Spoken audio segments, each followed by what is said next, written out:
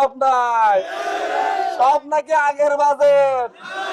আর যেটা আগের বাজেট কইতে পারে না, অমুকে অমুকে অমুক সংস্থা অমুকে করছে।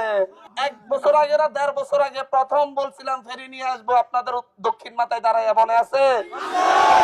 তখন বলে না হলা তো আগল, টিটকারি করে নাই, ফেসবুকে লেখে নাই যে ফেরি আসা অসম্ভব, লেখছে নি, ডিলেট করছে না, ডিলেট করছে।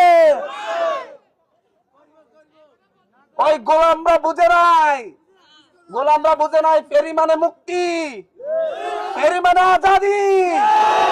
এটা আমাদের বাবা মায়ের সম্মান, আমাদের বাবা মাকে এখানে লাঞ্ছিত হতে হয়েছে সেটার সম্মান, এটা আমাদের শিক্ষার্থীদের সম্মান যাদেরকে লাঞ্ছিত হতে হয়েছে, শিক্ষকদেরকে লাঞ্ছিত হতে হয়েছে, সেটা থেকে মুক্তি মিলবে, মিলবে, প্রবাসী ভাইদের মুক্তি মিলবে। এইবার কই যারা এতদিন টিটকারি করছেন গাড়ি নিয়ে আইয়েন, আস্তে করে শান্তিতে যাইয়েন, সমস্যা নাই, আমরা কিছু মনে করতাম না, তবে মুখে মাস্ক লাগাই রাখে নাই। এই ফেরি আমাদেরকে মুক্তি এনে দিয়েছে। মনে রাখেন ঘাটে ভবিষ্যতে যারা আমাদেরকে লাঞ্ছিত করতে যাবে হাত পা ভেঙে দেওয়া হবে। খবরদার আমার শিক্ষকদের দিকে যারা আঙ্গুল তুলবে তাদের আঙ্গুল ভেঙে দেওয়া হবে।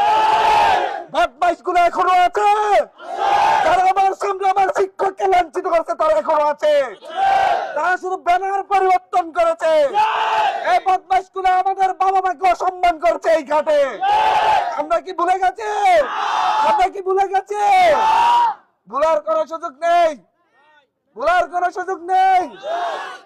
আজকে এই জায়গায় দাঁড়িয়ে গর্বের সাথে বলতে চাই, যতগুলা কথা 1 বছর আগে দিয়েছে প্রত্যেকটা বাস্তবায়ন করেছে, করেছে। বড় বড় জিরো ব্যাগ চোখে দেখে স্বপ্নে ভাবছিল তারা, একজনে দেখি সকাল বিকাল কান্দে আর ভাই তো ভাঙ্গি যায়। তো আপনি নিয়ে আসেন না, ক্ষমতা আছে না।